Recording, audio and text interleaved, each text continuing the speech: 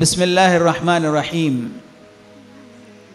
الحمدللہ رب العالمین والصلاة والسلام علی اشرف المرسلین وعلی من تبعہم بإحسان الی یوم الدین اما بعد قال اللہ سبحانہ وتعالی فی القرآن المجید والفرقان الحمید اعوذ باللہ من الشیطان الرجیم بسم اللہ الرحمن الرحیم فَإِذَا قُضِيَتِ الصَّلَاةُ فَانتَشِرُوا فِي الْأَرْضِ وَابْتَغُوا مِن فَضْلِ اللَّهِ وَقَالَ تَعَالَى فِي مَوْضِعٍ آخَرَ يَا أَيُّهَا الرُّسُلُ كُلُوا مِنَ الطَّيِّبَاتِ وَاعْمَلُوا صَالِحًا إِنِّي بِمَا تَعْمَلُونَ عَلِيمٌ۔ اے لا الہ کے وارث، باقی نہیں ہے تجھ میں گفتار دل برانہ، کردار قاہرانہ، تیری نگاہ سے دل سینوں میں کانپتے تھے، کھویا گیا ہے تیرا جذبہ قلندرانہ۔ اسٹیج پر تشریف فرما علماء کرام، معزز سامعین، ہم سب کو خوب معلوم ہے کہ آج کا ہمارا عنوان ہے کمانے والا اللہ کا محبوب ہے۔ یہ براہ راست آخری نبی تاجدار مدینہ محمد عربی صلی اللہ علیہ وسلم کے ایک ارشاد کا ترجمہ ہے۔ آپ نے فرمایا الراسب حبیب اللہ، کمانے والا اللہ کا محبوب و پیارا ہوتا ہے۔ اور اسی وقت جو آیت قرآن پاک کی تلاوت کی گئی، وہ قرآن پاک کی آیت نماز جمعہ میں خاص طور پر، اب سوالات کی پرچیاں تھوڑا سا بند کر دے بیٹے۔ جمعہ کے دن بہت ساری مساجد میں ائمہ کرام اس سورت کی تلاوت کرتے ہیں۔ سورہ جمعہ کی وہ آیت پڑھی گئی جس میں اللہ رب العزت نے ہم سب کو نماز جمعہ سے فارغ ہونے کے بعد کمانے کے لیے نکلنے کی ترغیب دی ہے کہ جب تم فارغ ہو جاؤ تو تم اللہ کے فضل کو تلاش کرنے کے لیے نکلو۔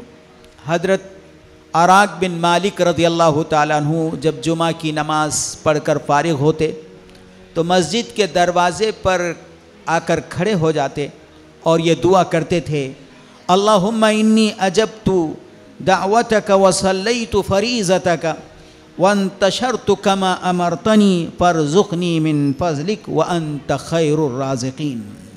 ابن کثیر نے اس دعا کو نقل کیا ہے۔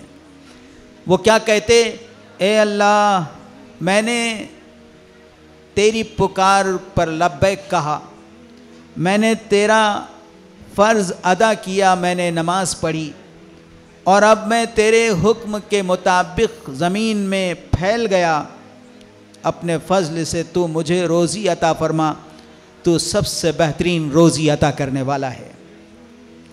بعض سلف صالحین اور بزرگوں میں لکھا ہے کہ جو آدمی نماز جمعہ سے فارغ ہو کر کمانے کے لیے نکل جاتا ہے، اللہ تعالیٰ 70 درجے برکتوں کے دروازے کھول دیتے ہیں۔ کمانے کے لیے نکلنے کا حکم اللہ رب العزت نے جمعہ کے دن دیا۔ جمعہ کا دن مبارک دن، برکت حاصل، اور کمانے میں برکت آئے گی تو ہی کام چل سکے گا، اور برکت نہیں ہوگی تو پھر آدمی کماتا رہے گا اور کام نہیں چل سکے گا۔ برکت کیا ہے؟ برکت ایک کھجور کی 2 کھجور ہو جانا برکت نہیں ہے، ایک پلیٹ کی 2 پلیٹیں ہو جانا برکت نہیں ہے، بلکہ برکت ایک کھجور میں پیٹ بھر جانا ہے۔ ایک پلیٹ میں پیٹ بھر جانا برکت ہے۔ پہلے ہمارے بزرگ یہاں موجود ہے کہ پورا گھر بیٹھا رہتا تھا، گھر کا ایک فرد کماتا تھا، پورا گھر کھاتا تھا۔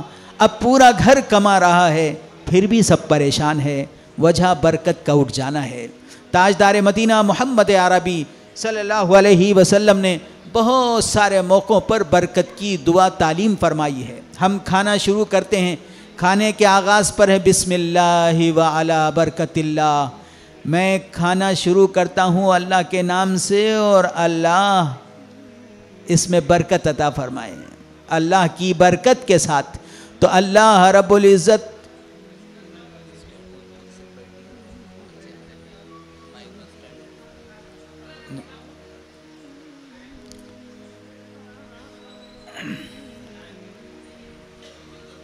آگے اسی آیت میں کہا گیا فَاذْكُرُوا اللَّهَ كَثِيرًا لَعَلَّكُمْ تُفْلِحُونَ کہ تم اللہ کو خوب یاد کرو تاکہ تم کامیاب ہو جاؤ۔ گویا مفسرین نے لکھا کہ جب تم کمانے کے لیے نکلو تو اوروں کی طرح ادھر ادھر کرتے ہوئے مت کماؤ، بلکہ اللہ کا نام لے کر نکلو، اللہ کی ذات پر یقین کامل کے ساتھ نکلو۔ جب تم اللہ کی ذات پر یقین کر کے کمانے کے لیے نکلو گے، خدا کے باغیوں کی طرح سرکش ہو کر نہیں بلکہ اللہ کے مطیع و فرما بردار ہو کر نکلو گے، تو خرید و فروخت کے کام کے جاری رکھتے ہوئے، کسی چیز کو بیچتے رہتے ہوئے تم اللہ کی یاد بھی دل ہی دل میں جاری رکھو۔ شہاب الدین سہروردی رحمۃ اللہ علیہ بہت بڑے اللہ والے گزرے، وہ جب دکن کے اس علاقے میں ایمان کی ہوائیں چل نہیں رہی تھی، کفر و ضلالت و گمراہی عام تھی، تو اپنے ایک شاگرد مومن عارف باللہ سے کہا کہ جا دکن کی طرف۔ 417 ہجری میں مومن عارف باللہ یہاں تشریف لائے تھے، یہ اس پورے علاقے کے پہلے مسلمان ہیں، اور ہم سب کے لیے خوشی کی بات ہے کہ اس پہلے مسلمان نے اس علاقے میں خوب محنت کی، اور یہ ٹوپیاں اور یہ پورا مجمع اسی شخص کی محنت کی برکت ہے۔ مومن عارف باللہ جس شیخ کے اشارے پر یہاں تشریف لائے تھے، شہاب الدین سہروردی رحمۃ اللہ علیہ مکہ مکرمہ میں موجود تھے، اور مکہ مکرمہ میں انہوں نے دیکھا کہ ایک نوجوان کعبۃ اللہ کے غلاف کو پکڑ کر دعا کر رہا ہے، لیکن انہوں نے دیکھا کہ وہیں وہ دل ہی دل میں یہ سوچ رہا ہے کہ میرے دوست میری یہ قسمت دیکھ کر میری قسمت پر کتنا رش کر رہے ہوں گے۔ شہاب الدین سہروردی رحمۃ اللہ علیہ نے کہا ہائے بد نصیب نوجوان کہ کعبے کا غلاف پکڑ کر رب کی طرف متوجہ ہونے کے بجائے اپنے دوستوں کی طرف متوجہ ہے۔ مینا کے میدان میں شہاب الدین سہروردی رحمۃ اللہ علیہ پہنچے تو کیا دیکھتے ہیں کہ کپ کپاتے ہوئے ہاتھوں سے ایک بوڑھا آدمی کپڑا بچھا کر کوئی چیز بیچ رہا ہے، اس کے ہاتھ لرز رہے ہیں، وہ بے چین ہے، تڑپ رہا ہے، لیکن اس کا دل اللہ کی یاد میں مگن ہے۔ وہ اپنی دکان پر ہونے کے باوجود رب ذوالجلال کی طرف متوجہ ہے۔ گویا کاروبار کرنے اور کمانے کے لیے آدمی نکلتا ہے اور اپنی کمائی میں برکت کی آرزو رکھتا ہے تو برکت آتی ہے خدا کو یاد کرتے رہنے سے۔ وہ غافل ہو کر اگر اپنی کمائی میں مصروف رہے گا تو کماتا خوب رہے گا، لیکن بے برکتی کا سامنا بھی اس کو کرنا پڑے گا۔ اللہ رب العزت کا فضل و کرم ہے کہ اس رب نے ہم کو ایسا مذہب عطا فرمایا ہے جس مذہب میں اپنی فطری ضرورتوں کو پورا کرنے کے لیے بھی ارادے کے درست ہو جانے پر عبادت کا مقام عطا فرمایا ہے۔ دوسرے مذاہب میں رہبانیت ہے کہ کسی جنگل میں جا کر اپنے ہاتھ کو سکھا دو، بال لمبے کر دو، کوئی کھڑا ہوا ہے تو کھڑا رہ گیا۔ دنیا میں جا کر کوئی فطری تقاضے کو پورا کرنے کے لیے کمائی نہیں کر سکتا، بلکہ اپنے کسی خدا کو یاد کرنے کے لیے وہ اپنے آپ پر ظلم کرتا چلا جاتا ہے۔ تاجدار مدینہ محمد عربی صلی اللہ علیہ وسلم نے جو شریعت لائی ہے، اس شریعت میں انسان کی جتنی فطری ضرورتیں ہیں ان تمام کو سچے ارادے کے ساتھ کوئی پورا کرے تو وہ بھی عبادت ہے۔ اسی لیے فقہاء نے لکھا ہے کہ کوئی آدمی کپڑے کا گٹھا لے کر آئے اور اس گٹھے کو کھولے اور کھولتے ہوئے کہے سبحان اللہ ماشاء اللہ الحمدللہ، تو اس کا یہ سبحان اللہ اور ماشاء اللہ کپڑے کا تعارف کرانے کی وجہ سے گناہ ہے۔ ارادے کے بدل جانے سے عبادت بھی گناہ ہو جاتی ہے۔ جتنے کام ہیں وہ سارے کے سارے کام ارادے کے بہتر ہونے سے عبادت بن جاتے ہیں۔ اگر کوئی آدمی بزنس تجارت کرتا ہے، کمائی کرتا ہے، اس کمائی میں اس کا ارادہ اللہ کی رضا ہے، بچوں کی تربیت ہے، بیوی کا خرچ برداشت کرنا ہے، گھر کا خرچ برداشت کرنا ہے، چلانا ہے گھر کو، چونکہ سرکار نے فرمایا ایک پیسہ وہ ہے جو دوستوں پر خرچ ہو، ایک پیسہ وہ ہے جو خود کی ذات پر خرچ ہو، ایک پیسہ وہ ہے جو کسی نیک کام پر خرچ ہو، اور ایک پیسہ وہ ہے جو اپنے آل و اولاد پر خرچ ہو۔ سب سے اچھا پیسہ وہ ہے جو اپنے آل و اولاد پر خرچ ہو۔ گویا بچوں کی تربیت، بچوں کی نگہداشت اور یہ سارے کام کرنے کے لیے آدمی کو کچھ کرنا پڑے گا۔ کیا کرنا پڑے گا؟ محنت کرنی پڑے گی، محنت کر کے اسے کوئی پیشہ اختیار کرنا پڑے گا، اور وہ پیشہ اختیار کرنا ہی کمائی ہے۔ اور وہ جب کمائے گا تو رب ذوالجلال کے آخری نبی تاجدار مدینہ محمد عربی صلی اللہ علیہ وسلم نے بشارت دیتے ہوئے کہا ان اللہ یحب الرجل یتخذ المحنت ویستغنی بہا عن الناس۔ اللہ ایسے بندے سے بہت پیار کرتا ہے جو کوئی پیشہ اختیار کرتا ہے اور اس پیشے کے ذریعے پھر کمائی کرتا ہے، اس کے پاس پیسہ آتا جاتا ہے، پھر اس پیسے سے وہ اپنے بچوں کی تربیت کرتا ہے، ان کی تعلیم و تربیت کا انتظام کرتا ہے، اپنے گھر بار کے اخراجات کو برداشت کرتا چلا جاتا ہے، وَيَسْتَغْنِي بِهَا عَنِ النَّاسِ، اور اس طرح لوگوں سے وہ بے نیاز ہو جاتا ہے، پھر اس کو کسی سے مانگنے کی ضرورت نہیں پڑتی، وہ خود کفیل ہو جاتا ہے، وہ خود کا خرچ بھی چلاتا ہے، اپنے گھر کا خرچ بھی چلاتا ہے، اور وہ سماج میں باعزت شخص کے طور پر زندگی گزارتا ہے۔ ایسے شخص کو اللہ محبوب رکھتا ہے۔ اسی لیے سرکار دو جہاں تاجدار مدینہ محمد عربی صلی اللہ علیہ وسلم نے ایک موقع پر فرمایا الراسب حبیب اللہ، کمانے والا اللہ کا محبوب ہے، اور ایک موقع پر آپ نے فرمایا الید العلیٰ خیر من الید السفلیٰ، اوپر والا ہاتھ نیچے والے ہاتھ سے اچھا ہے۔ جو مانگ مانگ کر اور بیٹھ کر بغیر کچھ کرے کہ اپنی زندگی گزارتا ہے، گویا ایسا بندہ اللہ کو پسند نہیں ہے۔ جیسے ہی مال کا تذکرہ اور دولت کا تذکرہ ہمارے سامنے آتا ہے، ہم سب سمجھتے ہیں لا حول ولا قوت الا باللہ، دولت مال بہت بری چیز ہے، جبکہ قرآن پاک نے کہا قیاما للناس، دولت تو لوگوں کو کھڑے کرنے کا ذریعہ ہے۔ پورے قرآن پاک میں جہاں جہاں بھی مال کا تذکرہ کیا گیا ہے، مال کو مال کے بغیر خیر کے لفظ سے ذکر کیا گیا، اور اللہ نے فرمایا احل اللہ البیع وحرم الربا، کہ اللہ نے خرید و فروخت کو حلال کیا ہے اور سود کو حرام کیا ہے۔ دولت اور مال کا تعارف کراتے ہوئے حدیث کی ایک کتاب جو آج سے 1200 سال پہلے لکھی گئی، بلکہ اس سے بھی پہلے سن 281 ہجری میں ایک بزرگ نے ایک کتاب لکھی جس کا نام ہے فضیلت المال۔ اس میں ساری احادیث اکٹھا کی گئی ہے۔ اسی کتاب کی ایک حدیث ہے کہ کان عابدن فی بنی اسرائیل، بنی اسرائیل میں ایک عبادت گزار شخص تھا، یقولو، وہ کہتا اللہم اعنی علی دینی بدنیا وعلی آخرتی بتقوی، اے اللہ میرے دین میں دنیا کے ذریعے مدد فرما اور میری آخرت میں تقوی کے ذریعے مدد فرما۔ اور ایک حدیث صاحب کتاب نے لکھی ہے حدثنا عبد الرحمن عن القاسم بن محمد قال لما كان زمن عمر فكثر المال وحدثت العطية وكف الناس عن طلب المعيشة قال عمر أيها الناس أصلحوا معايشكم فإن فيها صلاحا لكم وصلة لغيركم۔ حضرت عمر فاروق رضی اللہ تعالیٰ عنہ کے زمانے میں مال خوب بڑھ گیا تو لوگوں نے مال کمانا چھوڑ دیا۔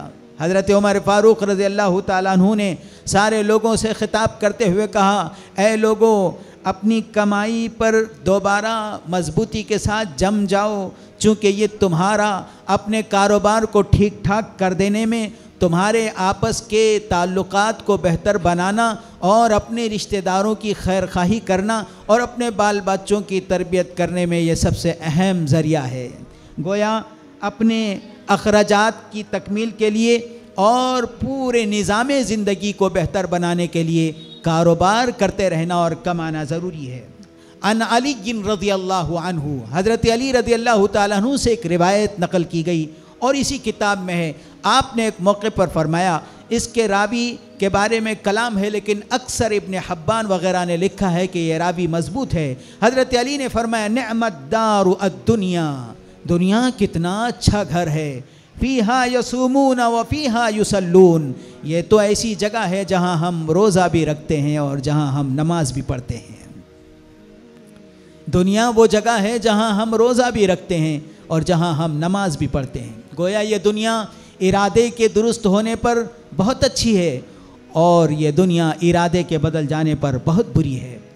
اسی کتاب میں ایک دوسری حدیث نقل کی گئی، قال عباس بن مطرف الکلاعی، لا حیات لمن لا اخوان له ولا اخوان لمن لا مال له، زندگی اس کی زندگی ہی نہیں جس کے پاس کوئی بھائی نہیں، اور اس کے بھائی نہیں جس کے پاس مال نہیں۔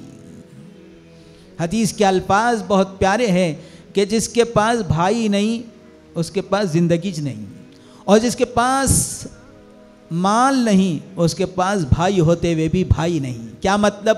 مال ایک ایسا ذریعہ ہے جس سے آدمی بھائی کی مدد کر سکتا ہے، بہن کی مدد کر سکتا ہے، بھوکوں کو کھانا کھلا سکتا ہے، پیاسوں کو کی پیاس بجھا سکتا ہے، بے کپڑوں کو کپڑے پہنا سکتا ہے، ضرورت مندوں کی ضرورت پوری کر سکتا ہے۔ اگر یہ خود ہی مجبور و بے کس ہوگا تو یہ کسی کے کام نہیں آ سکے گا۔ اسی کتاب میں ایک حدیث نقل کی گئی، ان عروۃ بن زبیر قال قال الزبیر ان المال فیہ صنائع المعروف وصلۃ الرحم والنفقۃ فی سبیل اللہ عز وجل وعون علی حسن خلق وفیہ مع ذلک شرف ولذتھا۔ دیکھو مال رشتہ داری کو جوڑنے کا ذریعہ ہے، مال اللہ کے راستے میں خرچ کرنے کا سب سے اہم ذریعہ اور سامان ہے، اور اچھے اخلاق پیش کرنے کے لیے سب سے بڑا سہارا مال ہے، اور انسان کو دنیا میں عزت تو دنیا کے مزے کو لوٹنے کا سب سے اہم ذریعہ مال ہے۔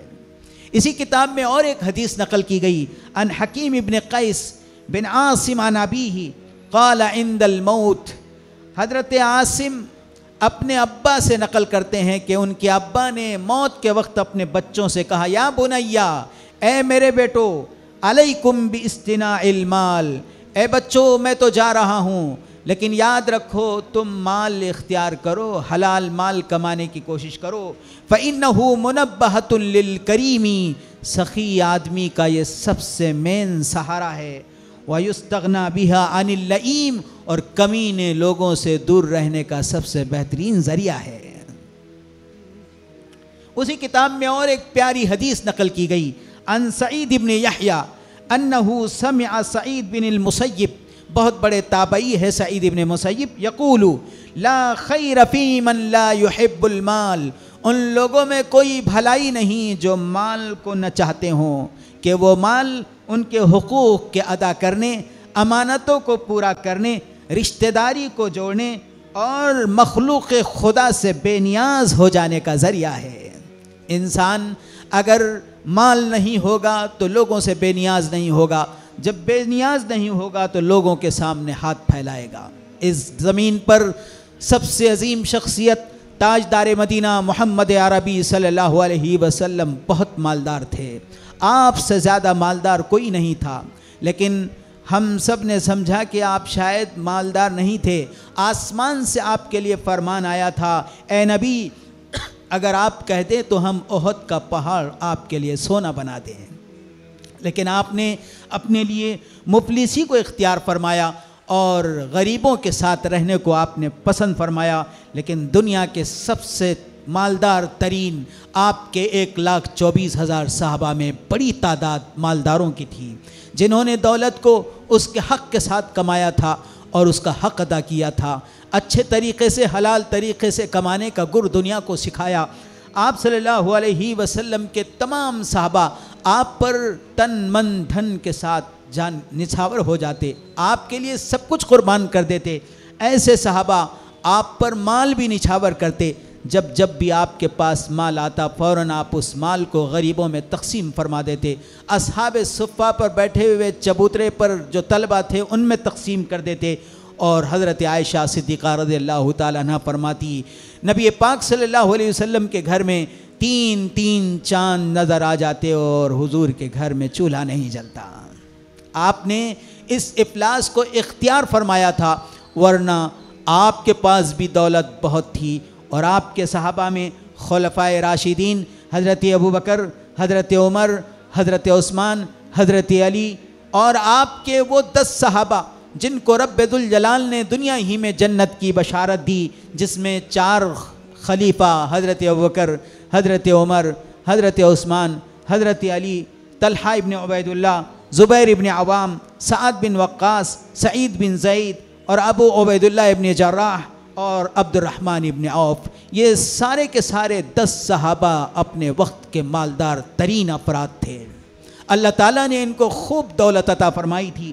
جب تاجدار مدینہ محمد عربی صلی اللہ علیہ وسلم مدینے کی سرزمین پر تشریف فرما ہوئے تو وہاں آپ صلی اللہ علیہ وسلم کی یہ صحابہ میں حضرت ابوبکر صدیق رضی اللہ تعالیٰ عنہ کپڑے کا کاروبار کرتے تھے، اور آپ کا کپڑے کا زبردست کاروبار تھا۔ جب آپ امیر المومنین بنائے گئے تو حضرت عمر فاروق رضی اللہ تعالیٰ عنہ نے دیکھا کہ ابوبکر صدیق رضی اللہ تعالیٰ عنہ اپنے کاروبار کے لیے جا رہے ہیں۔ حضرت عمر نے فرمایا، ابوبکر کہاں جا رہے ہو؟ کہا، میں اپنے کاروبار کے لیے جا رہا ہوں۔ حضرت عمر نے فرمایا، یہ حکومت کا کام کون سنبھالے گا؟ کہا، میرا گھر کا خرچہ تو میرے کاروبار سے چلتا ہے، میں کاروبار کے لیے جاؤں گا تو گھر کا خرچ چلے گا۔ حضرت عمر فاروق رضی اللہ تعالیٰ عنہ نے سارے صحابہ کو بلایا اور مشورہ کر کے حضرت ابوبکر صدیق رضی اللہ تعالیٰ عنہ کا وظیفہ طے کیا گیا۔ حضرت عمر فاروق رضی اللہ تعالیٰ عنہ جب خلیفہ بنے تو حضرت عمر رضی اللہ تعالیٰ عنہ نے سارے صحابہ کو جمع کیا، کہا، میں کاروبار کرتا تھا، میرے گھر کا خرچ اس سے چلتا تھا، اب میں حکومت کا نظام چلاتے ہوئے کاروبار نہیں کر سکوں گا، تو تم سب مل کر میرا وظیفہ طے کرو۔ حضرت عمر فاروق رضی اللہ تعالیٰ عنہ کا وظیفہ سارے صحابہ نے مل کر طے کیا۔ وقت کے مدینہ پاک کے سب سے مالدار ترین شخص حضرت عثمان غنی تھے، جن کے نام کے ساتھ ہی خود غنی لگ گیا۔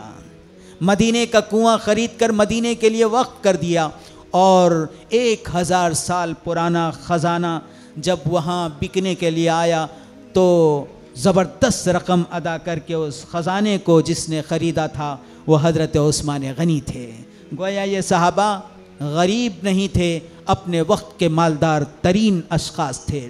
اللہ تعالیٰ نے ان کو مال دیا تھا، اور انہوں نے مال کو اس کے حق کے ساتھ برتنے کی کوشش کی۔ حضرت علی رضی اللہ تعالیٰ عنہ نے ایک جگہ بیان فرمایا کہ میری 48,000 دینار زکوٰۃ نکلا کرتی تھی، اور 48,000 دینار کا مطلب یہ ہے کہ دینار 4.5 ماشے کا ہوتا ہے۔ کروڑوں روپے کی زکوٰۃ حضرت علی رضی اللہ تعالیٰ عنہ کی نکلتی تھی۔ حضرت عبد الرحمن ابن عوف جب مدینہ پاک پہنچے تو مدینہ میں رسول اللہ صلی اللہ علیہ وسلم نے سعد بن ربی کو ان کا بھائی بنایا تھا۔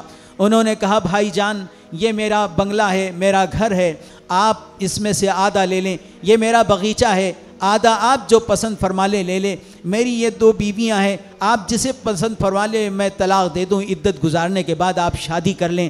لیکن حضرت عبد الرحمن ابن عوف نے کہا، نہ، مجھے مدینے کے مارکیٹ کا راستہ بتا دو۔ حضرت عبد الرحمن ابن عوف رضی اللہ تعالیٰ عنہ کو مدینے کا بازار کا راستہ بتایا گیا۔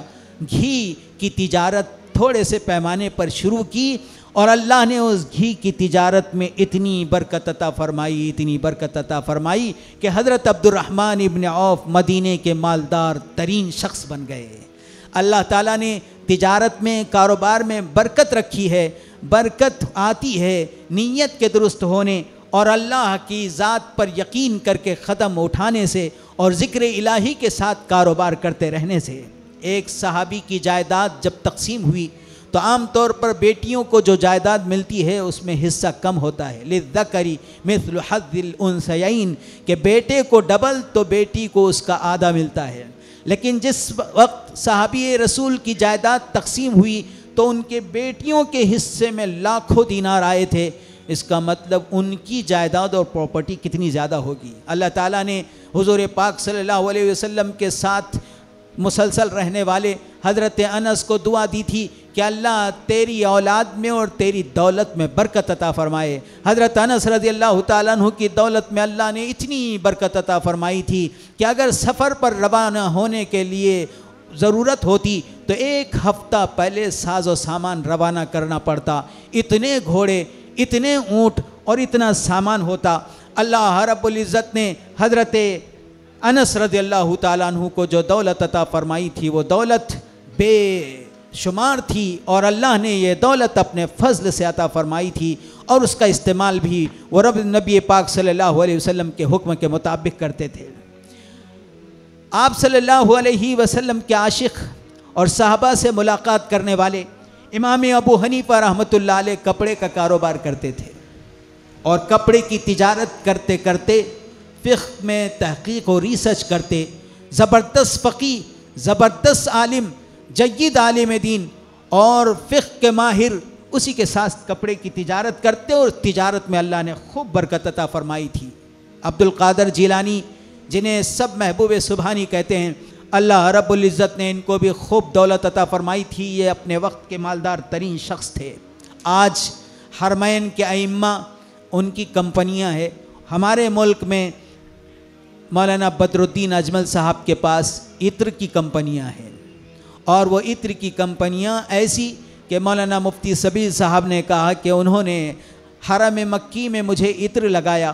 جب میں عطر لگا کر حرم میں جانے لگا تو کئی شیوخ نے کہا شیخ کہاں سے یہ عطر لگایا، دکان کا پتہ بتائیے۔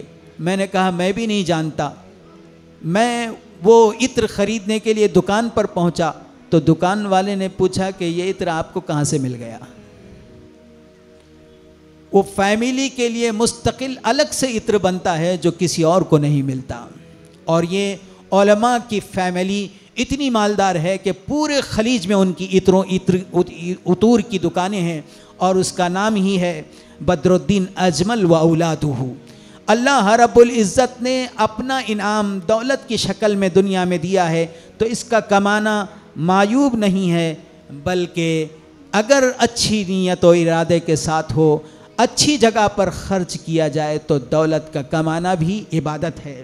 مال و دولت اگر اپنی ذات کے اعتبار سے خراب ہوتا تو قرآن پاک میں 40 مقامات پر زکوٰۃ و صدقہ دینے کی ترغیب دی گئی ہے۔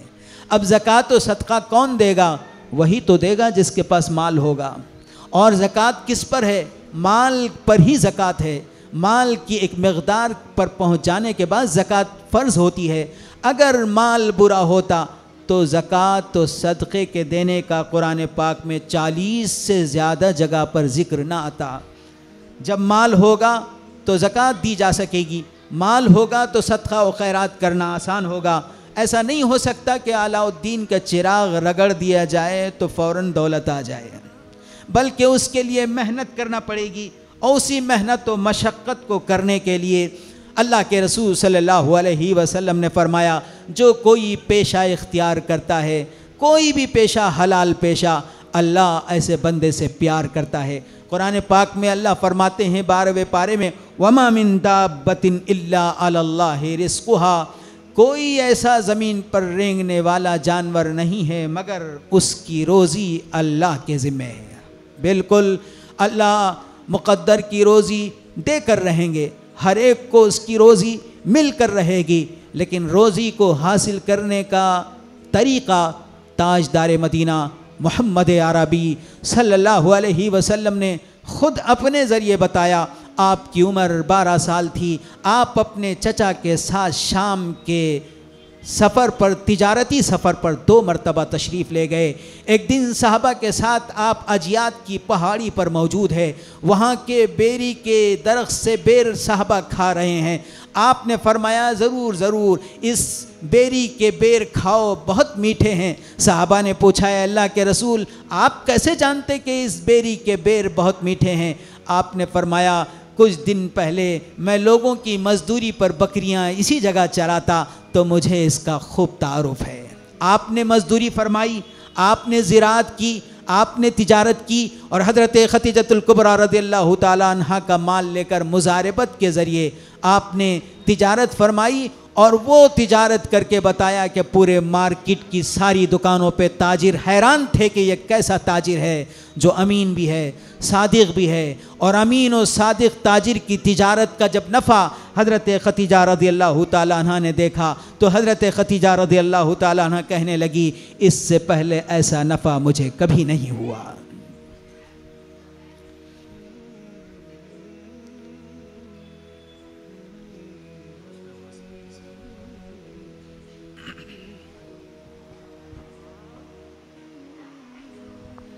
اسی لیے ایک موقع پر آپ صلی اللہ علیہ وسلم نے ارشاد فرمایا کہ جو آدمی روزی کمانے اور حلال کمائی کے لیے رات بھر سوچتا رہا اور رات بھر کاروبار اور کمائی کے لیے فکر کرتا رہا تو اس کا وہ سوچنا اللہ کے راستے میں 1000 تلوار کے وار کرنے سے زیادہ افضل ہے۔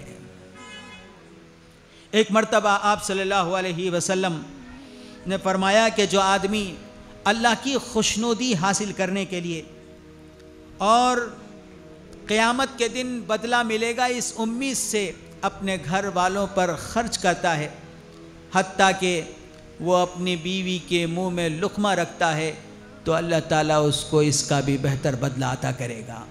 گویا بال بچوں کی نگرانی اور تربیت کے لیے کاروبار کرنا اور کمانا اچھے جذبے کے ساتھ عبادت ہے۔ سرکار نے فرمایا کسب الحلالی فریضۃ بعد الفریضہ، حلال روزی کمانا، حلال پیسے حاصل کرنا سارے فرائض کے بعد ایک فرض ہے۔ جیسے نماز فرض ہے، زکوٰۃ فرض ہے، حج فرض ہے، روزہ فرض ہے، ویسے ہی حلال روزی کمانا بھی ایک فرض ہے۔ اس کا مطلب کمانا جب فرض ہے تو نہ کمانے والے کا کیا مقام ہے، اس کا کیا مرتبہ ہے اللہ کے نزدیک، ہم سب خود سمجھ سکتے۔ ایک موقع پر رسول اللہ صلی اللہ علیہ وسلم نے فرمایا التاجر الصدوق مع النبیین والصدیقین والشہداء والصالحین۔ امانت دار تاجر کل قیامت کے دن انبیاء کے ساتھ، صدیقین کے ساتھ، شہداء کے ساتھ اور نیک لوگوں کے ساتھ کھڑا ہوا ہوگا۔ حضرت موسیٰ علیہ السلام جب فرعون کے چنگل سے بچ کر مدین کی طرف تشریف لے گئے اور ایک درخت کے نیچے کھڑے ہوئے تو 2 لڑکیاں بکریاں لے کر کھڑی ہوئی تھی۔ انہوں نے دیکھا کہ یہ نوجوان بہادر نظر آتا ہے۔ حضرت موسیٰ علیہ السلام نے ان لڑکیوں کی بکریوں کو وقت سے پہلے پانی پلایا اور وہ لڑکیاں وقت سے پہلے اپنے گھر پہنچ گئی۔ وہ نبی کی بیٹیاں تھیں۔ حضرت شعیب علیہ السلام نے اپنی بیٹیوں سے پوچھا کہ بیٹے آج وقت سے پہلے کیسے پہنچ گئے؟ کہا ایک بہادر امانت دار شخص نے ہماری بکریوں کو پانی پلا دیا اس لیے ہم وقت سے پہلے آ گئے۔ امانت داری اور سچائی، امانت داری اور بہادری ایک مزدور کی شان ہے۔ حضرت موسیٰ علیہ السلام میں یہ 2 صفتیں موجود تھی، اس لیے ان 2 بیٹیوں نے اپنے ابا سے درخواست کی کہ ابا جان ہمارے گھر میں مزدور رکھنے کے لائق ہے وہ، چونکہ اس میں 2 صفتیں موجود ہے، وہ امین بھی ہے اور وہ بہادر بھی ہے۔ آج جتنے کاروباری لوگ ہیں وہ سب اس لیے پریشان ہے کہ کام کرنے والا اگر طاقتور ہے تو امانت دار نہیں ہے، امانت دار ہے تو طاقتور نہیں ہے، اور کاروبار کرنے والے کے لیے یہ 2 صفتوں کا ہونا ضروری ہے۔ کاروبار کرنے والا اپنا کاروبار اپنے نوکر کے حوالے اسی وقت کر سکتا ہے جب یہ امین بھی ہو اور یہ کام کو کرنے کی طاقت بھی رکھتا ہو۔ ہمارے بے شمار نوجوان بے روزگار اس لیے ہے کہ یا تو ان کے پاس کام کرنے کی طاقت نہیں ہے، اگر کام کرنے کی طاقت ہے تو وہ امین نہیں ہے، اس لیے کوئی سیٹ ان کو اپنے پاس رکھنے کے لیے تیار نہیں ہے۔ کاروبار کرنے کے لیے ان دو صفتوں کا اختیار کرنا بہت زیادہ ضروری ہے۔ اللہ رب العزت بندوں کو کاروبار کرتا ہوا دیکھنا اور حلال کمائی کر کے اپنا پیٹ بھرنا دیکھنا چاہتا ہے۔ جو کوئی کاروبار کر کے پیسہ کماتا ہے، جائز موقعوں پر اسے خرچ کرتا ہے، اللہ کے راستے میں اس پیسے کو لگاتا ہے اور اللہ کی رضا پانے کے لیے اپنے بال بچوں پر خرچ کرتا ہے تو وہ اللہ کا ولی ہے۔ کوئی پیسے کو کماتا ہے حرام طریقے سے اور حلال کے بجائے حرام پیسے کماتا ہے اور اسے اکٹھا کر کر کے رکھتا ہے تو وہ دنیا کا کتا ہے۔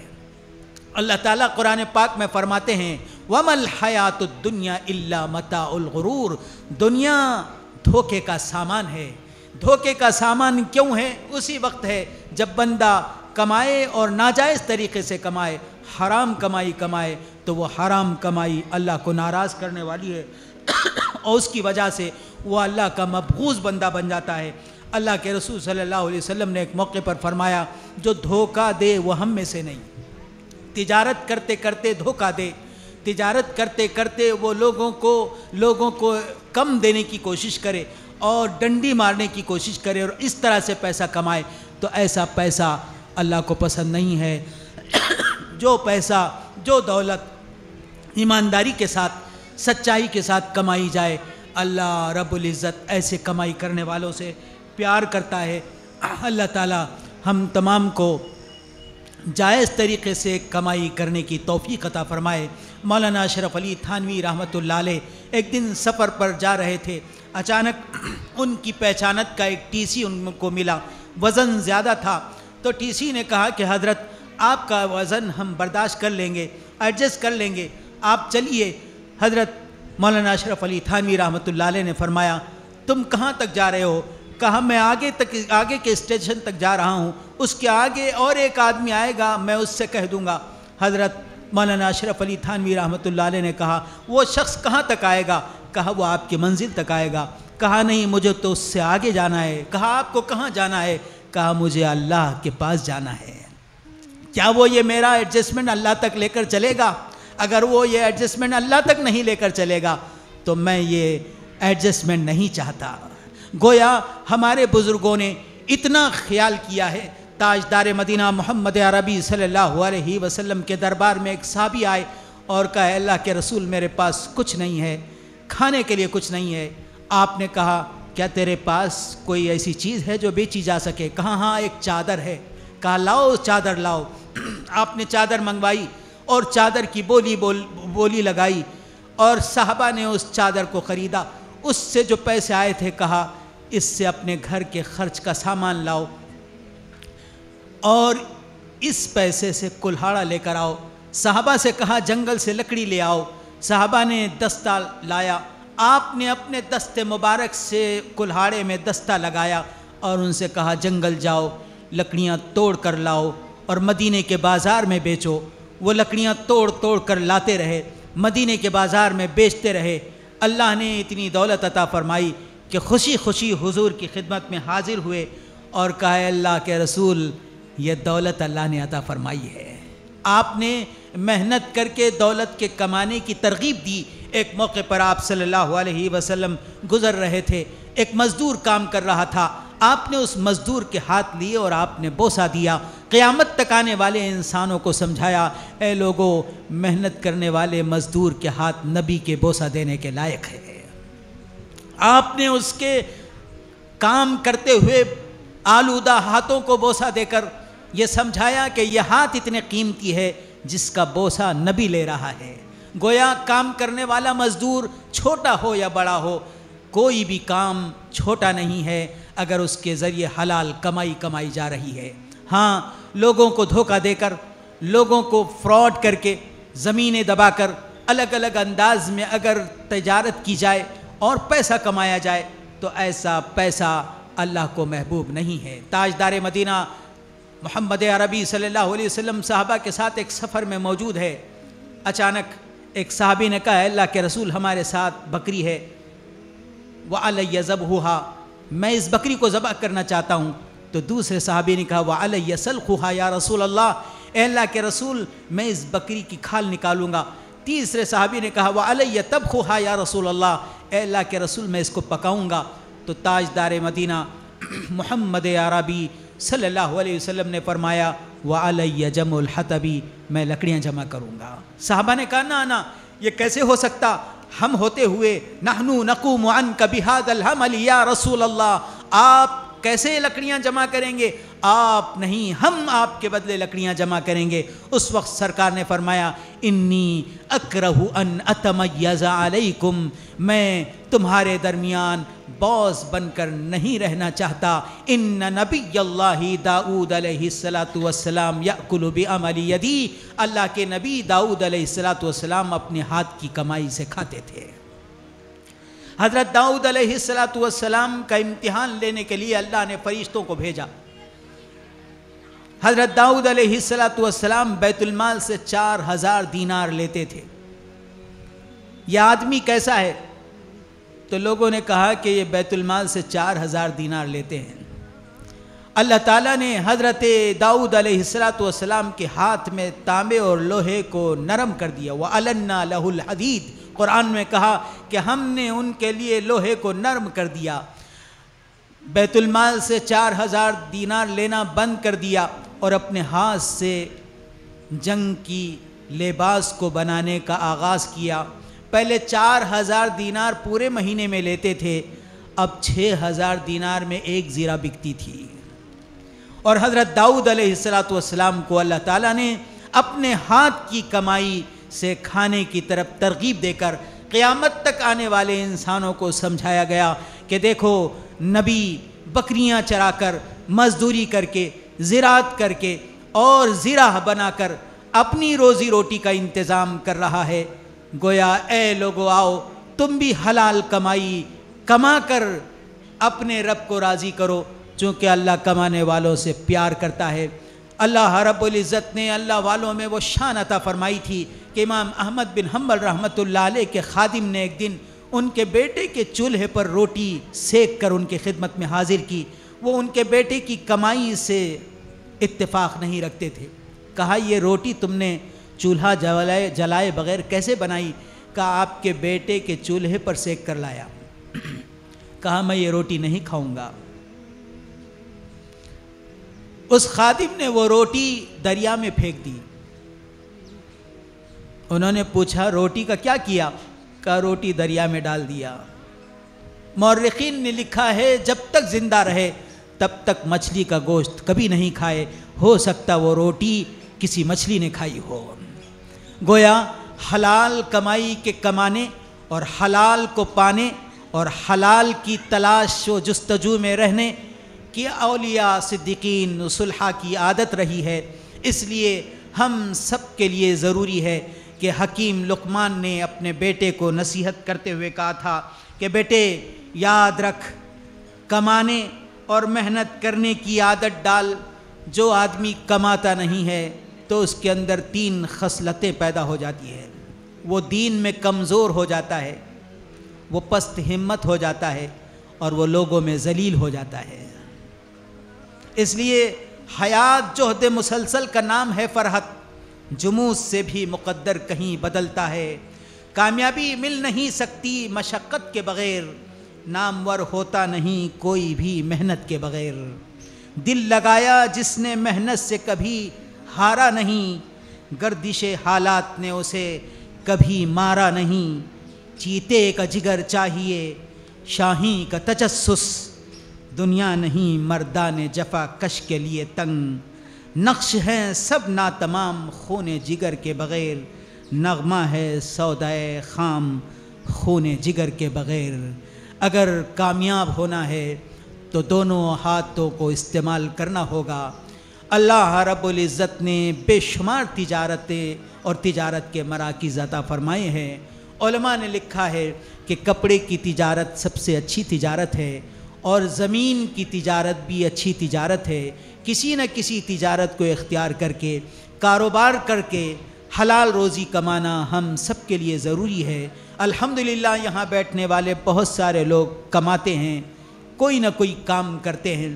ٹرین میں ایک نابینا آدمی مانگنے کے بجائے کھلونے بیچتا ہے، مندر کے سامنے بیٹھ کر لاٹری کے ٹکٹ ایک غیر مسلم بیچتا ہے، مانگتا نہیں ہے۔ لیکن کیا وجہ ہے کہ ہٹا کٹا مسلمان ٹرین میں گھومتے ہوئے کوئی کاروبار کرنے کے بجائے بھیک مانگتا ہے؟ بھیک مانگنے کو برا سمجھا گیا ہے اور کمانے کو پسند کیا گیا ہے۔ اللہ تعالی ہم تمام کو، نوجوانوں کو کمانے کی توفیق عطا فرمائے۔ کمانے کے لیے کوالٹی کی ضرورت ہے، قابلیت کی ضرورت ہے۔ ہمیں خوشی ہے کہ اسی پروگرام میں شریک ہونے والا ایک نوجوان ابھی امریکہ میں 5 لاکھ روپے مہینہ کما رہا ہے۔ کل ہی اس نے فون کر کے بتایا کہ مولانا 5 لاکھ روپے مہینہ ابھی جاری ہے، میں کورس کر رہا ہوں، انشاءاللہ اس کورس کے بعد تنخواہ اور بڑھ جائے گی۔ گویا کام کرنے والے دنیا میں کام کر رہے ہیں اور سست و کاہل لوگ کام کے انتظار میں بیٹھے ہوئے ہیں، سست و کاہل انتظار ہی میں رہتے ہیں۔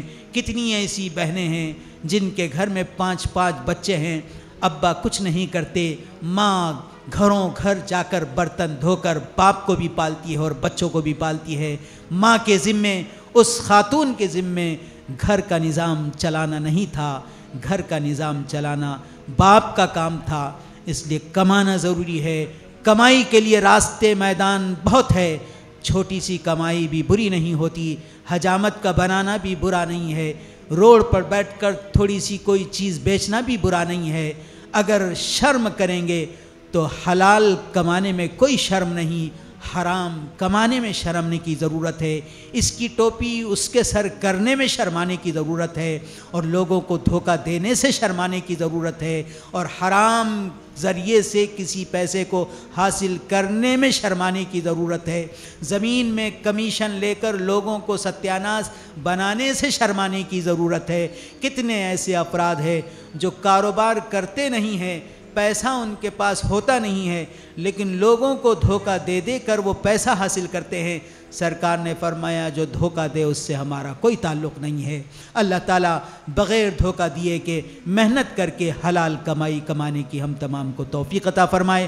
وآخر دعوانا ان الحمدللہ رب العالمین۔